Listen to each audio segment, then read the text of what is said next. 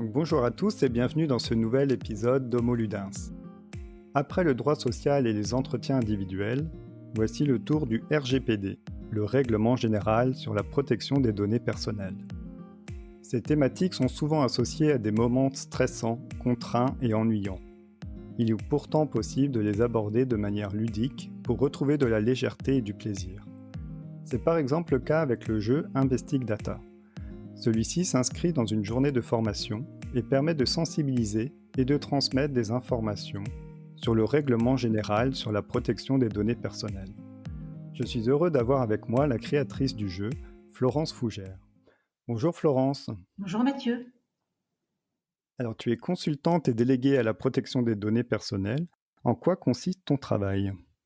Je suis également missionnée par des clients d'organismes privés ou publics pour auditer un certain nombre de chantiers de mise en conformité au règlement général à la protection des données personnelles. Avant Investigdata, quelle place avait le jeu dans ta vie ? Aussi loin que je remonte, le jeu a toujours tenu une place prépondérante dans ma vie, que je sois enfant, adolescente ou jeune adulte. J'ai progressé dans différentes typologies. Alors des jeux de société bien sûr, mais très vite j'ai pris le pli des jeux de rôle, des jeux grandeur nature, et puis progressivement j'ai évolué vers la création de jeux pour mon simple plaisir et aujourd'hui à destination des entreprises. Alors d'où est venue cette envie de créer un jeu autour du RGPD ? Depuis octobre 2018, je suis déléguée à la protection des données, je suis certifiée dans ce sens. Depuis 20 ans, je traverse le monde de l'IT, des organisations pour le compte aussi bien d'entreprises que de secteur public. Et j'ai quelque chose qui m'anime au quotidien, c'est comment transmettre mes connaissances et me permettre de les garder, de les activer et de les animer au quotidien auprès de mes clients. Et donc, naturellement, la formation et la gamification, même si le terme anglo-saxon n'est pas forcément très joli, mais en tout cas, m'appuyer sur un levier ludique pour l'apprentissage. Donc tu as parlé de transmettre, activer, animer. Est-ce qu'il y aurait d'autres avantages qui seraient liés à l'utilisation du jeu dans une formation, et plus particulièrement sur le thème de la protection des données ? Alors aujourd'hui, ce qui m'intéresse, c'est de mixer un peu les typologies de jeux. Je suis sur une approche d'animation, de facilitation et j'espère d'expérience émotionnelle pour mes joueurs. L'idée est de partir d'une scène immersive, une situation complexe comme la vie au quotidien au bureau, et à partir de cette situation du quotidien, activer un certain nombre de cas pratiques, de cas d'utilisation, de situations pour les joueurs à résoudre. Donc je suis sur une approche émotionnelle et opérationnelle d'une situation qui à la base peut paraître stressante vers quelque chose de plutôt apprécié, collective et ludique. Alors comment ça se présente le jeu Investigdata ? Alors Investigdata, c'est un jeu de cartes avant tout, c'est un jeu physique, il n'a rien de digital, c'est quelque chose de volontaire, je l'ai complètement décorrélé du monde informatique, puisque mon intérêt est de partir avec un jeu très mobile, je peux aller de séance en séance, de lieu en lieu, avec mes clients sans interaction de l'IT. Ce jeu de cartes a deux moyens d'expression, une boîte à destination de l'animateur DPO pour déléguer à la protection des données, puis une boîte par binôme parce qu'Investigdata est un jeu coopératif sur le règlement général de la protection des données. À chaque fois, une scène, des cartes illustrant la scène ou bien le RGPD vont permettre à des binômes de résoudre, investiguer une situation. Nous allons partir sur un premier tour d'activation des savoirs. Il y a la sensibilisation. Je viens finalement vérifier le niveau de connaissance de mon groupe. J'ai un deuxième tour de résolution, cette fois-ci en binôme, que je qualifierais d'aparté, puisque chaque binôme va explorer des cartes. Ces cartes sont des cartes d'action, des cartes de résolution. Enfin, un troisième tour collectif, où chaque binôme et l'ensemble du collectif, jusqu'à 8 joueurs, viendront exposer leur résolution. Alors, quel est le but du jeu dans le sens, l'objectif du jeu pour le gagner, entre guillemets? On a dit que c'était un jeu coopératif, donc normalement tout le monde gagne, enfin les joueurs gagnent ou le jeu gagne, mais je pense que là c'est les joueurs qui vont gagner. Et puis les objectifs pédagogiques qui sont cachés derrière le jeu. Alors, les objectifs pédagogiques sont très vite donnés. L'idée, c'est bien d'appréhender, de mieux comprendre le règlement général à la protection des données. Et pour ce faire, on utilise l'action, la mise en route, vraiment l'imprégnation très tôt du collectif dans ce règlement. La mécanique du jeu se veut simple parce que l'idée est de faire progressivement disparaître cette mécanique de jeu au profit de la résolution collective, du partage des savoirs et de l'enrichissement sur l'intelligence collective de ce groupe. Le but, mieux comprendre et être en action opérationnelle sur le RGPD, sachant que la punchline d'Investig Data, si on devait lui donner une directive, en tout cas, c'est connaître, transmettre, disparaître. Alors j'ai dit en introduction que le jeu Investig Data est un élément d'une journée de formation. Pourquoi est-ce que l'activité ludique a-t-elle besoin d'être accompagnée par d'autres moments qui l'encadrent? Dans le cadre de ce jeu d'entreprise ou de ce jeu sérieux, j'ai voulu utiliser le levier ludique pour appréhender une mise en conformité. On se doit pour tout organisme de s'y conformer, et cela depuis le 25 mai 2018. Se mettre en action, ce n'est pas simplement prendre la théorie, redonner de la théorie et réactiver ses savoirs, c'est aussi utiliser ses savoirs. Et pour ce faire, une approche collaborative avec des cartes d'action, des choses du quotidien, et au-delà même du quotidien, il est tout à fait possible avec Investing Data d'aller au-delà du jeu grâce à des cartes qui ouvrent le jeu. Cette activité ludique a en amont 2 heures de sensibilisation sur le RGPD, une sorte de mini-formation des connaissances au règlement, de la sensibilisation pure. Et en aval, il est poursuivi par un atelier opérationnel sur la notion de plan d'action, ces actions qui seront issues en fait des différentes situations résolues par le collectif. 3 temps forts pour cette journée de formation autour d'Investig Data, 2 heures de sensibilisation théorique, 3 heures de résolution de cas pratiques avec les cartes, puis 2 heures d'atelier opérationnel sur une mise en conformité à travers un plan d'action. Quels sont les éléments auxquels tu as particulièrement fait attention lors de la conception du jeu? Je me suis appliquée à trouver une mécanique de jeu la plus simple possible et qui puisse être déjà connue en entreprise. Dans le cadre de mes missions, il m'arrive parfois d'accompagner des équipes de projets informatiques autour des méthodes ou des approches dites agiles. C'est une vraie philosophie de mise en route d'un service ou d'un produit informatique. Dans la même idée, j'ai utilisé une des étapes de cette approche agile, la notion de poker planning. On utilise des cartes pour déterminer la valeur à produire pour une étape du projet. Eh bien, cette approche-là, je l'ai utilisée pour Investig Data en me disant que c'était quelque chose d'assez familier. On avait l'habitude d'utiliser des cartes au-delà des méthodes agiles. Et puis, je lui ai trouvé aussi une charte graphique, on va dire un univers entièrement dédié au RGPD. Et je pense qu'aujourd'hui, et l'aspect graphique, je dirais d'ordre packaging, et la mécanique de jeu basée sur 3 temps importants de sollicitation, de mobilisation des savoirs, rend le jeu suffisamment ludique et avec des granularités possibles en fonction des publics. Que je sois auprès d'un public averti, aguerri, ou bien d'un public complètement néophyte. Alors on est sur un sujet réglementaire qui peut être amené à évoluer. Qu'as-tu prévu pour que le jeu suive ces évolutions? Alors dès le départ, j'ai mis à disposition au sein d'Investig Data une mécanique à la fois fermée, puisqu'on a 68 cartes aujourd'hui d'actions potentielles pour résoudre des situations, mais j'ai aussi intégré la notion de challenge, d'innovation-action. Là, je fais appel à l'ingéniosité des participants en fonction de leur contexte, en fonction de leur univers métier, pour aller au-delà du jeu. Et si ils ont la capacité finalement d'innover avec cette carte-là en disant moi je peux résoudre la situation parce que j'ai pensé à telle nouvelle action. Dans notre contexte, nous pouvons produire telle autre chose. Eh bien, la mécanique du jeu est dépassée. Il y a ce challenge, ce que j'ai appelé innovation-action, qui est mis en valeur l'ingéniosité collective. Un binôme, un membre peut, avec son savoir, sa connaissance de son contexte, eh bien, aller au-delà.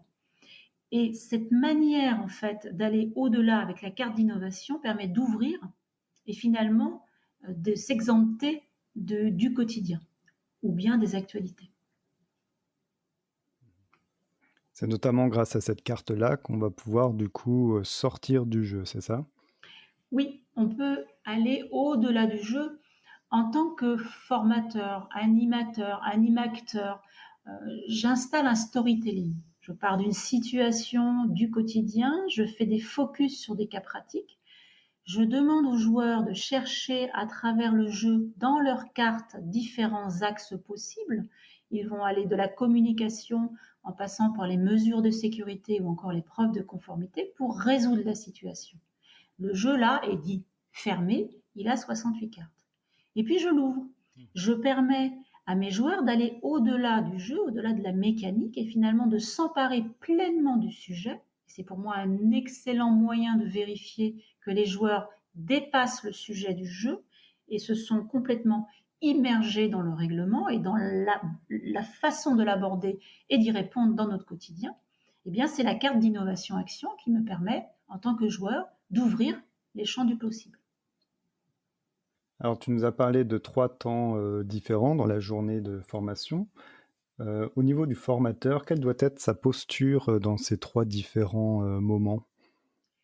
Alors, la posture du formateur, pour l'avoir encore vécu ce matin avec ma session d'animateur DPO, elle est un petit peu complexe. Elle part sur différentes dimensions. Déjà, être un délégué à la protection des données, ça c'est un prérequis, de manière à avoir tous les éléments thématiques, l'expérience en mission, et être capable d'accompagner un groupe autour soit d'une découverte, soit d'un public averti.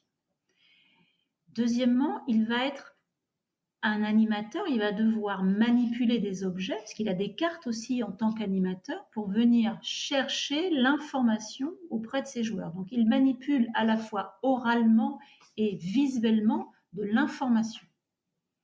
Donc je dirais facilitateur, manipulateur d'objets, et puis il va veiller constamment à ce que les informations qui soient émises de la part du groupe ou transmises par sa part soient justes. Et il a une gestion de groupe à avoir. Donc là, on est sur ensuite une personne qui va être amenée à gérer des personnalités au sein d'un moment ludique, avec comme objectif final de ne plus être présent le lendemain, la semaine suivante, de ne plus être l'accompagnateur du moment, mais de rendre suffisamment autonome son collectif pour disparaître. Alors je ne sais pas si c'était très clair, le public auquel s'adresse Investig Data, c'est des délégués à la protection des données ou c'est d'autres personnes dans l'entreprise? Alors, je dirais les deux, mon capitaine, mais avec deux approches différentes. Il y a deux formats aujourd'hui possibles d'Investig Data. D'abord, en tant que délégué à la protection des données, je suis formateur-animateur et je gère un groupe de 4 binômes, c'est-à-dire jusqu'à 8 participants. Et j'anime une session Investig Data, donc 2 heures de sensibilisation, je forme, 3 heures de jeu, là je suis animateur, role-player, je fais du storytelling autour d'un élément peu sexy et je le rends ludique. Et enfin, j'anime un atelier opérationnel de travail à l'issue duquel un livrable est formalisé, c'est-à-dire un plan d'action. Donc pour des consultants ou pour des experts en conseil, c'est quelque chose qui parle. Donc on a 3 temps forts. Je peux être aussi formé à Investig Data. Et dans ces cas-là, le prérequis, c'est être délégué à la protection des données, passer de l'autre côté en tant que joueur et être tantôt animateur, tantôt joueur pour transmettre, animer un groupe, animer un atelier autour du règlement général à la protection des données. Lorsque je suis joueur, je peux être novice, avoir très peu de connaissances Et la force de l'animateur sera de caler le niveau de difficulté en regard de mes connaissances. Est-ce que du coup, est-ce qu'il y a un choix de cartes qui se fait en fonction du public auquel on s'adresse? Oui, de préférence, les mises en situation vont être différenciantes en regard des publics auxquels on s'adresse. Un public néophyte, on mettra à disposition très peu de cartes d'action de manière à se focaliser sur la résolution. Au démarrage de session, on va mettre à disposition tout au plus une quinzaine de cartes de manière à ce que rapidement, la mécanique du jeu de se mettre en situation de résolution puisse être acquise de la part du collectif. Les premiers cas pratiques vont être relativement aisés à résoudre, de manière à ce que le public se sente suffisamment aguerri, à l'aise, en sécurité pour pouvoir progresser dans la matière et dans l'envie d'aller plus loin que le jeu. Et puis, si je suis sur un sujet difficile avec un public aguerri, je vais aller beaucoup plus finement dans la difficulté et je pourrais ajouter un certain nombre de cartes, voire ajouter un certain nombre de difficultés par la complexité de ma situation à résoudre. Ça, c'est l'expérience du délégué à la protection des données qui sera au préalable de la session Investing Data par faire son storytelling. Il va préparer au même titre qu'un master, un role-playing, eh bien son scénario de cas pratiques. Il y a de l'entraînement à avoir pour beaucoup de DPO et une co-construction avec le commanditaire ou le client des cas pratiques à passer durant ces 3 heures de role-playing. Et alors, est-ce que tu as des retours à nous partager, des personnes qui ont pu jouer au jeu, qu'est-ce qu'elles en pensent? Est-ce que tu as rencontré des réticences ou est-ce que ça se passe bien?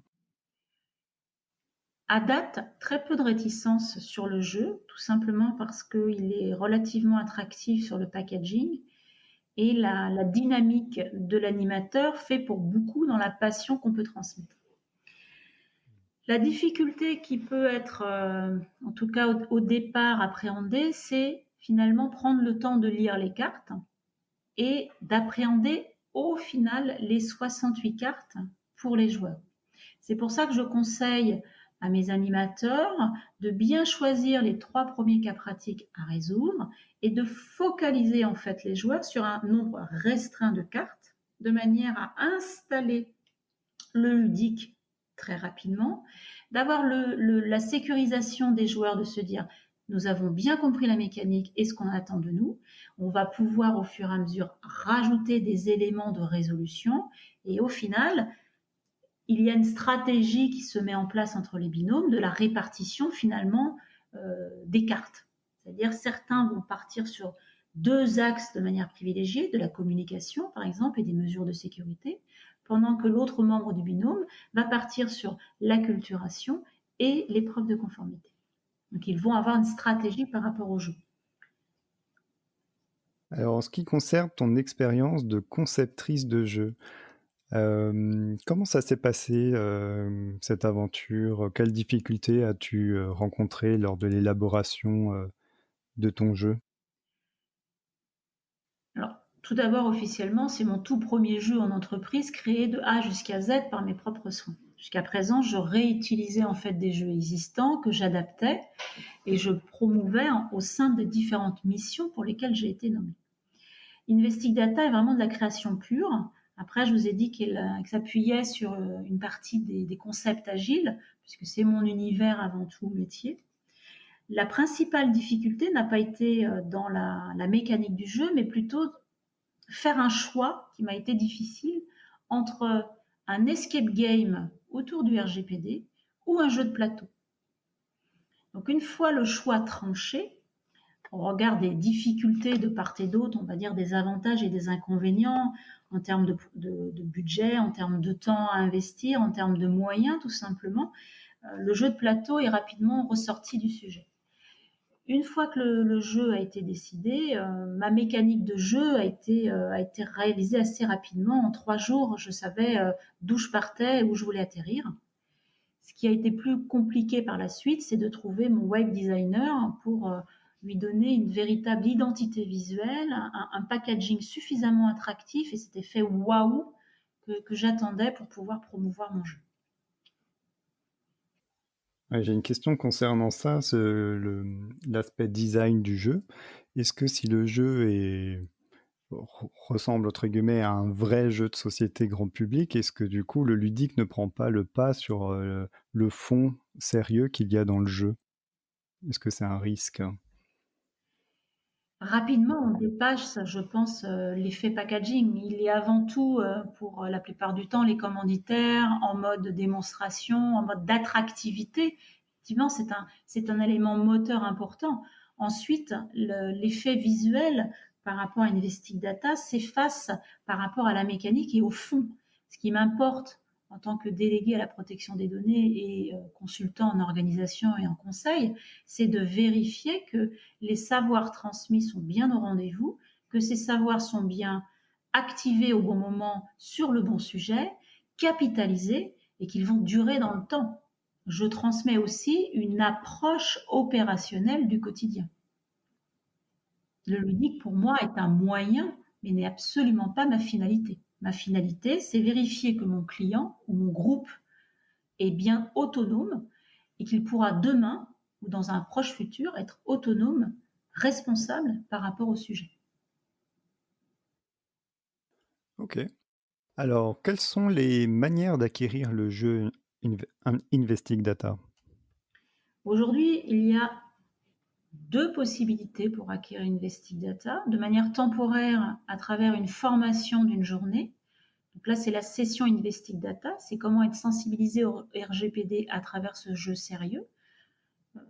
On joue, on manipule les cartes, mais à l'issue de la session Investing Data, les boîtes de jeu reviennent à l'animateur DPO.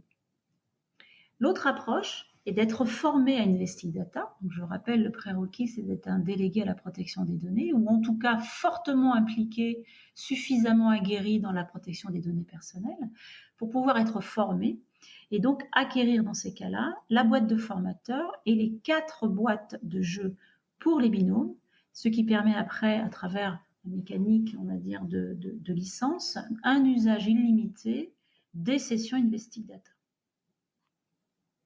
Alors, tu nous as dit que c'était ton premier jeu. Est-ce que tu as des futurs projets, d'autres jeux qui sont programmés? Oui, un petit frère est en prototype en ce moment pour la partie data, qui est aujourd'hui quelque chose qui m'anime particulièrement. Un cousin, qui serait la cybermalveillance, la cybercriminalité.